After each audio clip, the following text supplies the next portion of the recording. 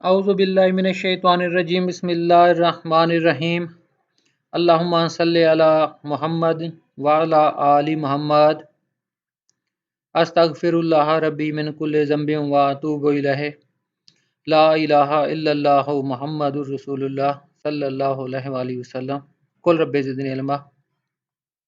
अस्सलामु अलैकुम respected students, आज मोरखा 20 सितंबर 2020 यकम सफ़र सन 1442 हिजरी। अल्लाह रब्बुल इज़्ज़त की ख़ास रहमत और करम से दर्स व तदरीस के सिलसिले को तसलसल के साथ आगे लेके जाते हुए काबिल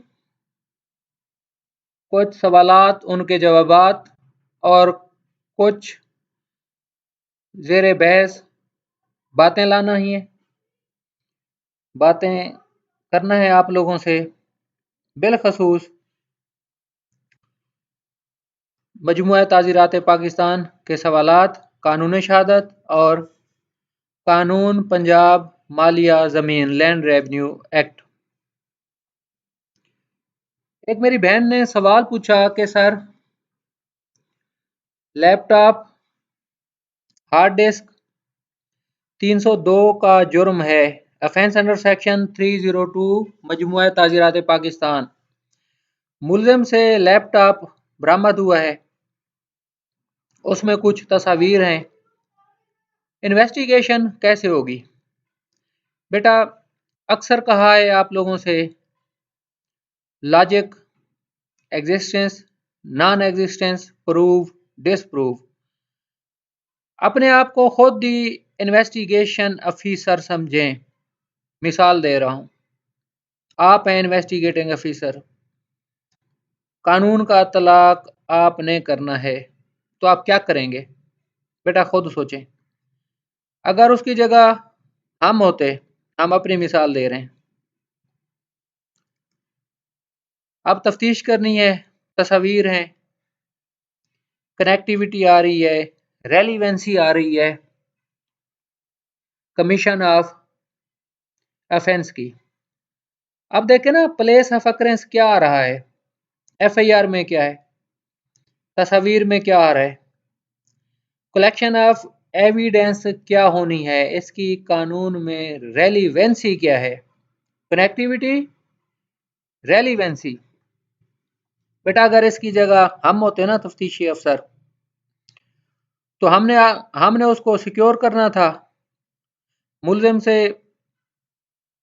उसकी बाबत सवालात होते हैं, कानून ने उस बाबत कादगान भी लगाया हुआ है, ये आएगा रिकवरी में। अब देखें ना, पहले तो मुलजिम पकड़ा गया, उसके बाद उससे रिकवरी हुई है, और ये भी शायद हो सकता है कि at the time of arrest मुलजिम के पास ये लैपटॉप हो। अगर है, कानून इसकी इजाज़त देता है, कोई मसला नहीं है, उस वक्त आप रिकवरी मेमो बनाएं, जब उसकी गिरफ्तारी की है लैपटॉप का हवाला दें। उसके बाद अगर लैपटॉप को खोला, इस्तेमाल किया है, तफ्तीशी अफसर का ये अख्तियार है बामुताबिक कानून, उसमें ऐसी एविडेंस आ गई है, उसकी बाबत मुलजिम से सवाल कर सकता है, जो मुस्तगीस पार्टी है उनसे सवालात करेगा, उस पर जो मज़ीद फर्दर इन्वेस्टिगेशन होगी उसको करेंगे। फिर अगर ऐसे होता है, कई दफ़ा हुआ है, अगर हाई प्रोफाइल केस है, हाई प्रोफाइल बेटा केस जिस तरह आजकल ये मोटरवे वाला बना हुआ है मामला, फिर फोरेंसिक साइंस भिजवाते हैं, अगर उससे मज़ीद मालूमात वगैरह लेनी हो। बेटा इसी तरह तफ्तीश का दायरा वसी किया जाता है। अब देखें ना, मुलजिम की कस्टडी से लैपटॉप बरामद हुआ, अब उसमें जो तस्वीर हैं किस जगह की हैं, तफ्तीशी अफसर को उस जगह पे जाना चाहिए, मुलजिम से इंकशाफ कराना चाहिए, उस जगह को, उस डेट को, उसकी बाबत जो भी मालूमात आती हैं सारी इन्वेस्टिगेशन में शामिल करे, बेहतरीन तरीके से ज़िम्नी रखे, हम हैं तफ्तीशी अफसर उसके, ताकि कल को अदालत जब इन मामलात पर है तो कोई अबहम ना हो, क्लैरिटी हो हर चीज़ की। बेटा ये है इसका जवाब जो हमें समझ आया।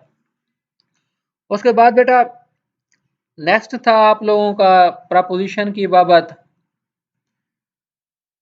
असूल आप लोगों से किसी हद तक पूछे थे कि बिलखसूस कानून शहादत आर्डर की बाबत कि किसी केस को जो प्रपोजिशन आप लोगों ने देखी थी साबित करने के लिए प्रीपोनेंस ऑफ एविडेंस क्या है या लेवल ऑफ एविडेंस क्या होता है, वो बेटा मैंने शेयर किया है तकरीबन तमाम ग्रुप्स में, जनरल नॉलेज के रह गए उसमें भी इंशाल्लाह ताला ये शेयर कर दूंगा।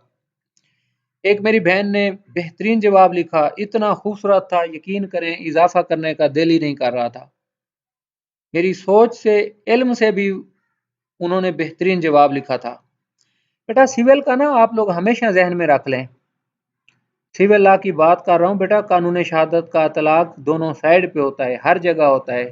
सिविल है, क्रिमिनल है या ट्राइब्यूनल है, कहीं भी स्पेशल कोर्ट्स होती हैं वहाँ भी असूलों का इतलाक होता है लाजमी।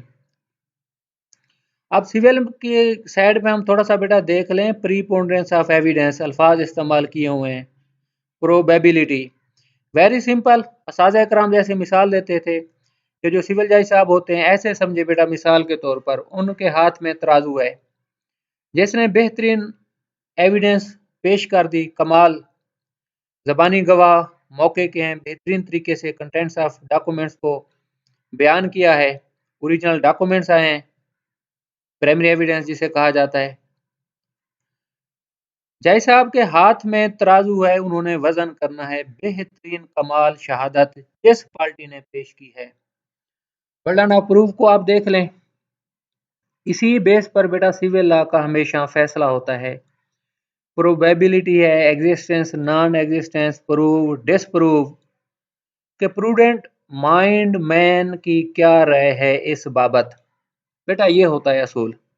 इस बाबत की प्रपोजिशन आप लोगों ने कोशिश की, एक्सीलेंट बेटा। इसी तरह का तजिया मैंने आप लोगों के सिविल जज के पेपरों से और एडिशनल साइंस जज साहब के पेपर भी देखे थे, और आपसे पहले गुजारिश की थी कि बेटा कैलिबर लेवल आप लोगों का अच्छा करना है इसी तरह की मिसालें देकर, ताकि आप लोगों को पता चल जाए। देखें ना क्रिमिनल लॉ में आप देखें, कमाल एनालिटिकल सवाल होते हैं, तजियाती, एज ए होल किसी सब्जेक्ट का आपसे व्यू पूछ लेते हैं, बेसिक प्रिंसिपल्स पूछ लेते हैं। ये चीज़ें कवर करने की कोशिश की गई है इस प्रपोजिशन में।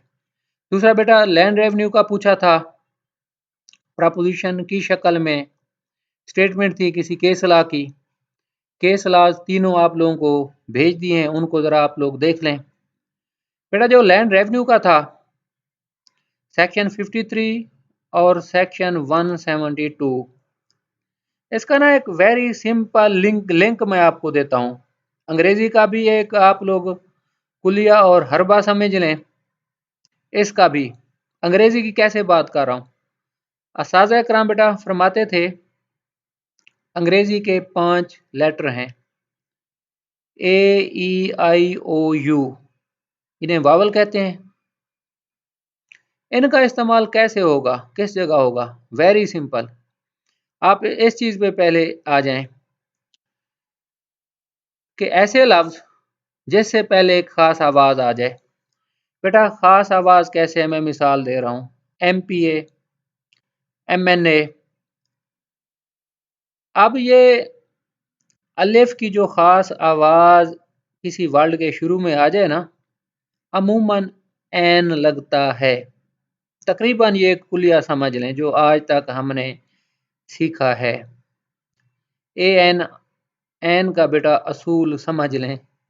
इसे लिंक जानबूझ कर रहा हूँ लैंड रेवेन्यू एक्ट के तहत, ताकि ना आप इंशाल्लाह ताला एन का इस्तेमाल भूलेंगे और ना लैंड रेवेन्यू एक्ट की जो ख़ास बात बता रहा हूँ।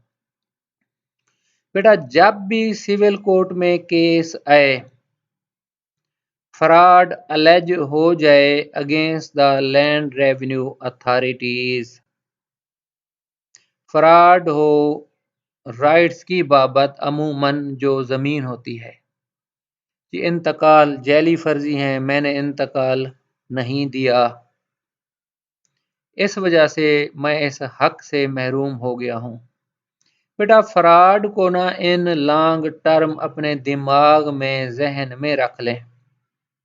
जब भी फ्रॉड आएगा हमेशा सेक्शन 53 का तलाक हो जाएगा। सेक्शन 53 लैंड रेवेन्यू एक्ट को आप लोग बहुत गौर से देख लें। एंट्रीज इन द रिकॉर्ड, कैसे एंट्रीज तो हो रही हैं म्यूटेशन की बाबत। एक बंदा कहता है कि जी मैंने इंतकाल ही नहीं दिया, मैं उनके सामने पेश ही नहीं हुआ। मिसाल दे रहे हैं बेटा, फर्ज किया वो इंसान झूठ बोल रहा है, उसने इंतकाल दिया है किसी बुग़्ज़ की वजह से या किसी के गलत गाइड करने की वजह से अदालत में आ गया है, तो ये 100% सिविल कोर्ट की जुरिस्डिक्शन बनती है। बेटा जहां फ्रॉड एलेज ना हो, एज ए होल कंसेप्ट बना लें। मिसाल दे रहे हैं आपको, विरासत हो जाती है, खाता पहले एक होता है वाले साहब का, उसके बाद अब वाले साहब फौत हो गए, 3-4 भाई हैं, 2-3 बहनें हैं, सब हिस्सेदार बन गए। अब सारे को ऑनर्स आ गए, शेयरर आ गए। अब विरासत करते वक्त या रिकॉर्ड सीधा करते वक्त रेवेन्यू अथॉरिटीज अक्सर हो जाता है बेटा, खसरा नंबर किला नंबर गलत लिख दिया जाता है। अब हर किसी के पास कब्जा है, लेकिन एक एरर आ रही है। जब बेटा फ्रॉड अलेज ना किया जाए, उसके अलावा दीगर कई मामलात होते हैं। अब देखें ना, एक बंदे के नाम, मिसाल दे रहा हूं बेटा, दूसरी मिसाल है और बात, रेवेन्यू पेपर्स में वो बंदा मालिक है 2 एकड़ का, फर्द मलकियत में जी उसने कभी निकलवाई थी, 2 एकड़ उसकी जमीन आ रही है। जमाबंदी देख लें, 2 एकड़ का वो मालिक ज़ाहिर हो रहा है। खसरा गिरदावरी में भी 2 एकड़ का मालिक ज़ाहिर हो रहा है, उसका कब्जा है। लेकिन उसे कभी शक हुआ, उसने अपने तौर पर जमीन मैयर की 2 एकड़ 8 कनाल। अब कब्जा है उसके पास बेटा, मिसाल दे रहा हूं 7.5 कनाल का, 1 कनाल का कब्जा उसके पास नहीं है। अब देखें ना, फ्रॉड नहीं है एलेज, वो कहता है कि मैं हकदार हूं 1 एकड़ का, लेकिन कब्जा मेरे पास 7.5 कनाल का है, तो मेरी जमीन पूरी की जाए। उसका राइट बनता है, हक बनता है कि उसकी जमीन पूरी हो। बेटा ये सादा सा केस होता है, अमूमन ज्यादा रोले में ना जाए पार्टी। रेवेन्यू अफसर साहब को दरखास्त दे दे हद बरारी की कि जी देखें मेरे पास कागजात हैं 2 एकड़ के, लेकिन कब्जा मेरे पास 7.5 कनाल का है, तो मेरी जमीन पूरी की जाए। यही दरखास्त दे देगा, सिंपल हद बरारी की। अब उसके बाद क्या होगा, रेवेन्यू अफसर साहब उसकी हद बरारी करेंगे। बेटा ये है pure exclusively jurisdiction revenue authorities की। अब बंदे पर मुनहसर है, बदनीयती आ जाती है या गलत गाइड उसे किया जाता है, सिविल कोर्ट में आ जाए, फ्रॉड एलेज कर दे, वो फिर मामला देखना पड़ेगा सिविल कोर्ट को क्या है। बेटा इसका वेरी सिंपल, आप दिमाग में जहन में हमेशा रख लें, बड़े बड़े मामला इंशाअल्लाह ताला आप लोगों के सामने आएंगे। फ्रॉड को हमेशा जहन में रखना है। जो बंदा कहे कि मेरे साथ फ्रॉड हुआ है, फ्राजुलेंट, कॉन्ट्रैक्ट एक्ट को ज़रा देख लें, पीपीसी को देख लें, हर चीज़ का बेटा पता लग जाएगा आप लोगों को। ये है इसका वेरी सिंपल। और जो मजमूआ ताज़ीरात पाकिस्तान की प्रपोजिशन थी, अब देखें बेटा ये सुप्रीम कोर्ट का फैसला है। ऑनरेबल हमारे चीफ जस्टिस ऑफ पाकिस्तान हैं सर मिस्टर जस्टिस गुलजार अहमद साहब, अल्लाह रब्बुल इज़्ज़त इनकी ज़िंदगी दराज करे, बहुत ही बाकमाल शख्सियत। उनके साथ जस्टिस मिस्टर जस्टिस सर काजी फैज़ ईसा साहब हैं, बाकमाल शख्सियत। और फिर हैं मिस्टर जस्टिस सर दोस्त मोहम्मद साहब। बेटा क्रिमिनल लॉ के ना तीनों बेहतरीन जज साहबान है। मैं अल्हम्दुलिल्लाह इनके केस लाज पढ़ता रहता हूँ। अब गुजारिश आप लोगों से ये है, अफेंसेस का अतलाक कि कौन सा जुर्म बनता है। बेटा इस चीज़ को आप लोगों ने गौर से देखना है। आप देखें ना, बज़ाहिर एब्डक्शन लग रही है, लेकिन ये बात कहीं तो पॉइंट आउट होती ना। देखें, ये मजिस्ट्रेट फर्स्ट क्लास का अमूमन है ये ट्राइबल केस, वहां से सजा हुई, बंदा आगे चला गया। मिसाल दे रहा हूँ बेटा, प्रपोजिशन जो भी है उसमें सिर्फ मिसाल दे रहा हूँ आप लोगों को as a whole. Appeal I session court में, उसके बाद फिर हाई कोर्ट में मामला आया। हाई कोर्ट में मामला इसलिए है, इसको ज़रा वक्त लगेगा कि अगर सेशन कोर्ट में अपील तो करता है मुलजिम, मुस्तगीस पार्टी रिवीजन करती है मोस्टली एनहेंस करने के लिए। जब दोनों अपनी रेमेडीज अवेल कर लेते हैं, हाई कोर्ट में फिर case under what section of law दोनों पार्टीज जाएंगी। बेटा इसको ज़रा वसी है, फिर कभी दूंगा, अपने मौजू से हम हट जाएंगे।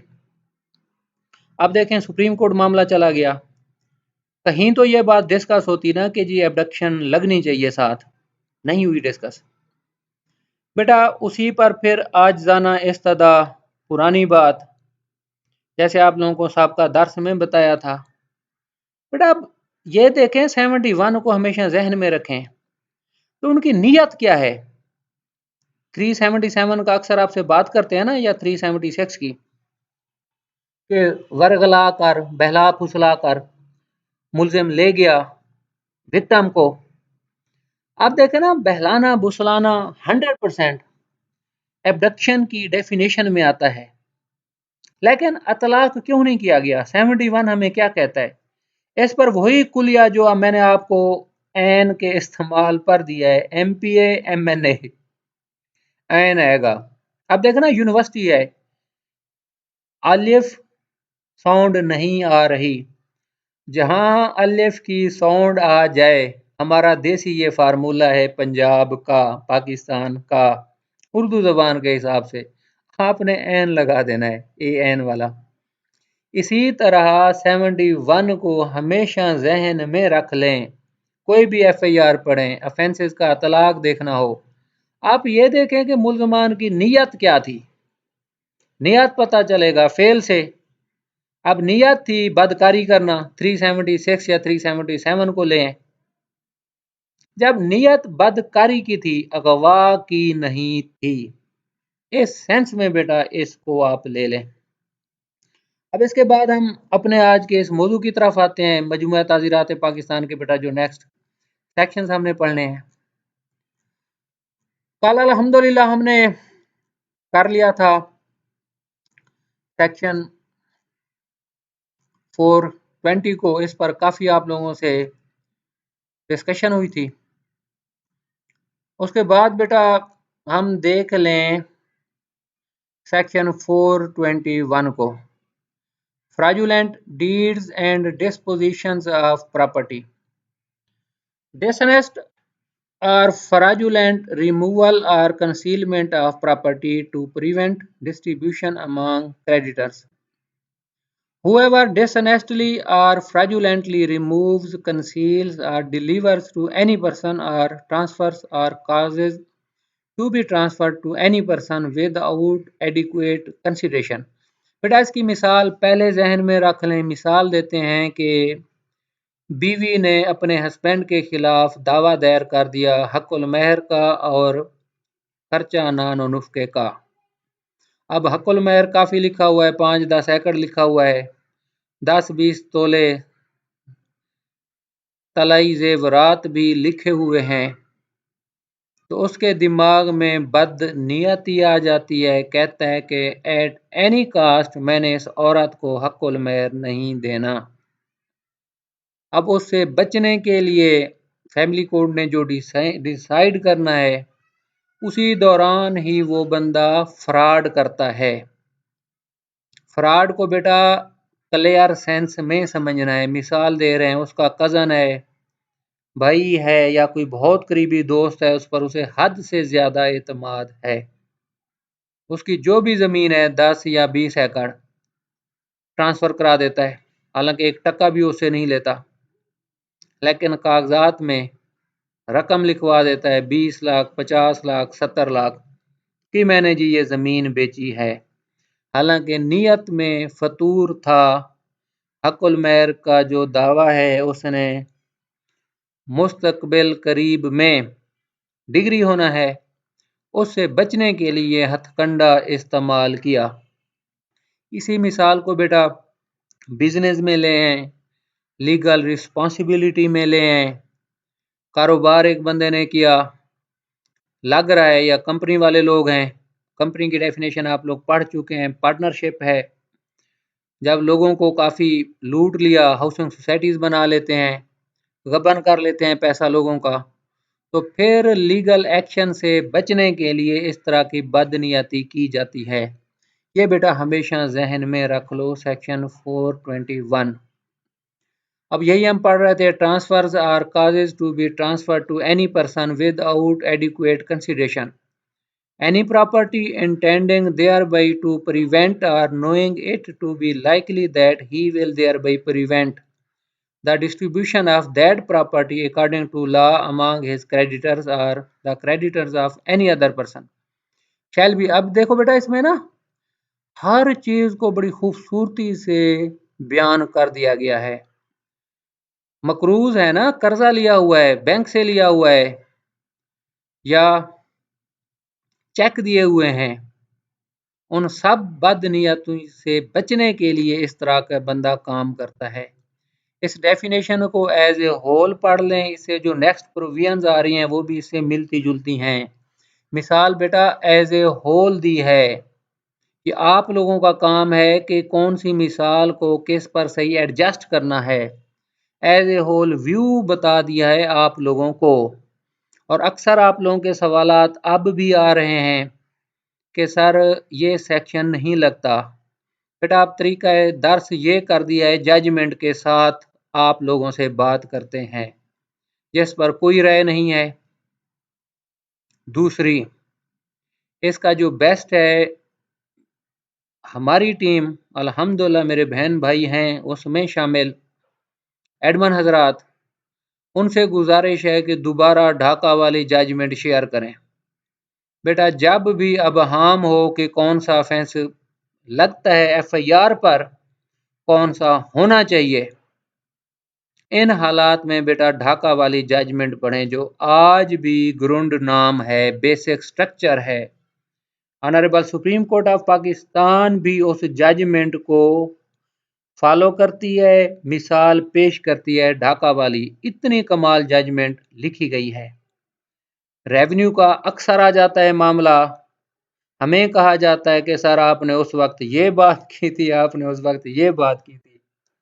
बेटा मैं माजरत चाहता हूँ, शायद सही एक्सप्लेन नहीं कर पाता, लेकिन वो भी जजमेंट्स मैंने आप लोगों को काफ़ी दी हुई हैं कि कहाँ रेवेन्यू का मामला रेवेन्यू में जाएगा, कहाँ सिविल कोर्ट का मामला सिविल कोर्ट में जाएगा, या एग्रीकल्चर प्रॉपर्टी है कौन सा जाएगा। रोज़ाना अक्सर बात करता हूँ, लेकिन बेटा जब तक आप लोगों की अपनी तहकीक नहीं होगी, जब तक उन जजमेंट्स को आप लोग अच्छे तरीके से नहीं पढ़ेंगे, बेटा ये सवालात आप लोगों के हमेशा ही रहेंगे। उन जजमेंट्स को अच्छे तरीके से पढ़ें, खुद तहकीक करें, फिर इंशाल्लाह ताला बेटा आप इस स्टेज पर होंगे।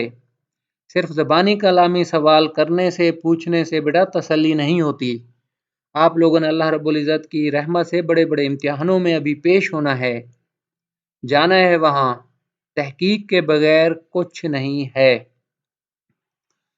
अब देखें ना सिंपल, चलो इसी बात पे बेटा, जब बोर्ड ऑफ रेवेन्यू से रेमिडीज सारी पार्टीज अवेल कर लेते हैं, उसके बाद सिविल कोर्ट आ जाते हैं।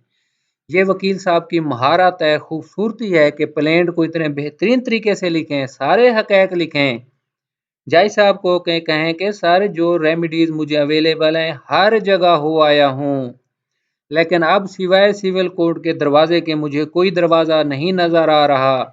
हकीकतन मेरे साथ फ्रॉड हुआ है, हकीकतन मैं डिप्राइव हुआ हूं अपने राइट से। जनाब ये फैसला देखें बोर्ड ऑफ रेवेन्यू का, क्या ये बामुताबिक कानून है? मेंटेनेबिलिटी पे आ जाए, मिसाल दे रहा हूं आपको। वकील साहब कहें कि सर ये बोर्ड ऑफ मेंबर साहब का ये फैसला देखें, रिवीजन क्या है?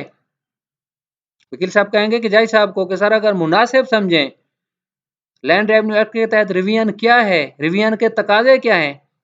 या जो कल आप लोगों से बेटा डिस्कस किया था केस ला परसों वाले दिन कि डिस्ट्रिक्ट कलेक्टर साहब ने बगैर पूछे बगैर हेयरिंग किए हुए रिव्यू एक्सेप्ट कर लिया। अब यही देखे ना, रिव्यू एक्सेप्ट हो गया। परसों वाली बात पे आ जाएं, केस ला बेटा आप लोगों को दिया था, मेंबर बोर्ड ऑफ रेवेन्यू का था वो केस ला। अब देखे ना, एक बंदे ने दरखास्त दी कि एंट्रीज का कोई मामला था रिव्यू की डिस्ट्रिक्ट कलेक्टर साहब के पास। उन्होंने रिपोर्ट मांग ली नीचे रेवेन्यू अफसर साहब से, उन्होंने जो रिपोर्ट की तो उन्होंने रिव्यू एक्सेप्ट कर लिया। अब रिव्यू के बेटा तकाजे देखें। कमिश्नर साहब के पास यही ऑर्डर चैलेंज हुआ डिस्ट्रिक्ट कलेक्टर साहब का, कमिश्नर साहब ने सेट असाइड कर दिया। सेट असाइड बनता भी था भाई, विदाउट हियरिंग आप कैसे रिव्यू एक्सेप्ट कर सकते हैं? अब कमिश्नर साहब के फैसले के खिलाफ party member board of revenue में चली गई। आपको मिसाल दे रहा हूं, सिर्फ मिसाल। अगर कमिश्नर साहब भी इंटैक्ट रखते ऑर्डर को, बोर्ड ऑफ रेवेन्यू भी इंटैक्ट रखता। यही प्रपोजिशन बेटा हमेशा आप लोगों की जिंदगी के लिए है।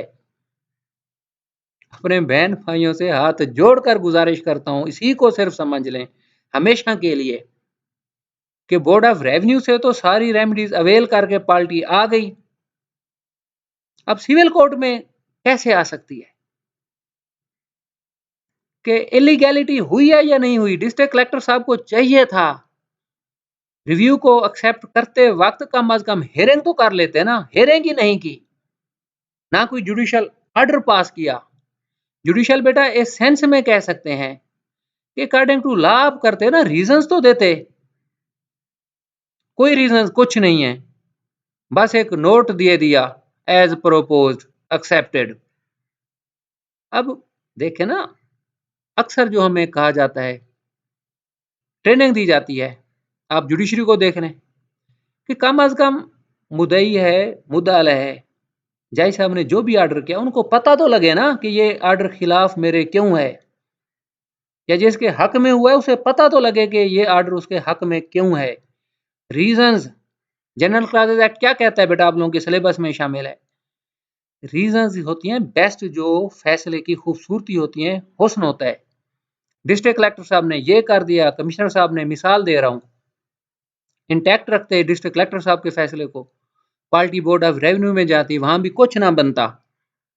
अब civil court is the court of ultimate jurisdiction. अब देखें, इसमें फ्रॉड नहीं है, फ्रॉड एलेज नहीं है। बंदा कहता है जी एंट्रीज हैं कि सर मेरा ये खसरा गर्दावरी इस नंबर पर है, किला नंबर मेरा ये बनता है, रेवेन्यू रिकॉर्ड में गलत लिखा गया है। गलत का लफ्ज है बेटा, फ्रॉड नहीं एलेज किया गया। बोर्ड ऑफ रेवेन्यू भी मामला खत्म कर देता है, नई रेमेडी। अब देखें बंदा हक सच पर है, मिसाल दे रहा हूं, हक सच पर कैसे है?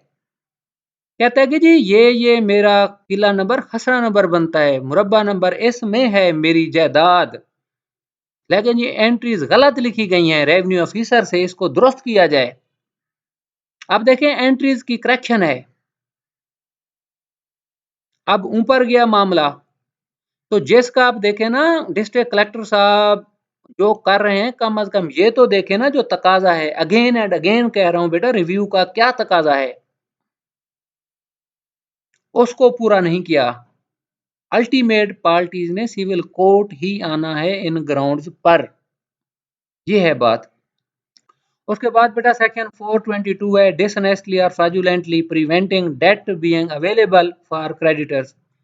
Whoever dishonestly or fraudulently prevents any debt or demand due to himself or to any other person for being made available according to law for payment of his debtors or the debts of such other person shall be punished with imprisonment of either description for a term which may extend to 2 years.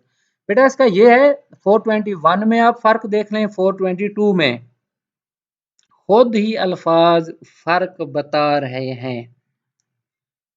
अब बदनीयती की है, fraud किया है, कर्जे से बचने के लिए, जो कर्ज खा हैं जिनका कर्जा देना है उनसे बचने के लिए हरबे करता है कि उनको कर्जा ना देना पड़े। ये आ जाते हैं बेटा, मिसाल खुद आप लोग बना लें,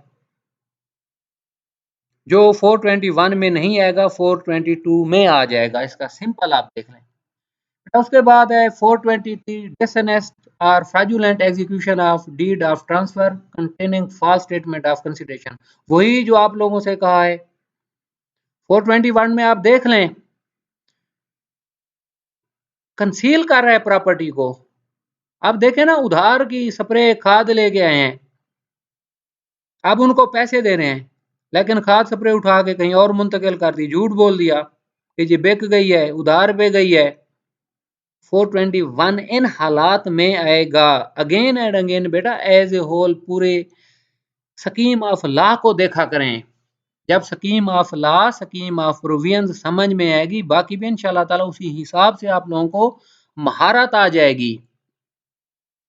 421 की तरफ इसलिए आया हूं, खाद स्प्रे की मिसाल समझ लें। मूवेबल प्रॉपर्टी है, उधार लेके कहीं और रवाना कर दी, कहा कि जी कुछ नहीं है, वो ले गया, ये ले गया, इस तरह के बहानाबाजी शुरू कर दी। 423 को आप एग्जैक्टली फिर समझ लें, वही फैमिली वाला। 424 की तरफ बेटा आ जाएं, डिसऑनेस्ट और फ्रॉडुलेंट रिमूवल और concealment of property. Whoever dishonestly or fraudulently conceals or removes any property of himself or any other person, or dishonestly or fraudulently assists in the concealment or removal thereof, or dishonestly releases any demand or claim to which he is entitled, shall be punished with imprisonment of either description for a term which may extend to 2 years। बेटा 423 का फर्क देखें, 421 का देखें, 2 का। अब 4 पे आ जाएं, यहां भी कंसील हो रही है प्रॉपर्टी। अब इसमें फर्क देखें, or assists in the concealment or removal thereof, dishonestly releases any demand or claim to which he is entitled shall be punished। बेटा एग्रावेशन जहां ज्यादा होगी ना, ज्यादा जुर्म लगेगा। इसी हिसाब से इन मिसालों को आप देख लें। उसके बाद आ रहा है बेटा mischief, whoever with intent to cause or knowing that he is likely to cause wrongful loss or damage to the public or to any person causes the destruction of any property or any such change in any property or in the situation thereof as destroys or diminishes its value or utility or affects it injuriously, commits mischief। Explanation क्या है? It is not essential to the offense of mischief that the offense should intend to cause loss or damage to the owner of the property injured or destroyed. It is sufficient if he intends to cause or knows that he is likely to cause wrongful loss or damage to any person by injuring any property, whether it belongs to that person or not। Explanation बेटा 2 देख लें। Mischief may be committed by any act affecting property belonging to the person who commits the act or to that person and others jointly। बेटा mischief को as a whole view कर लें, 425 से ये provision शुरू होती है, 440 पर जाती है।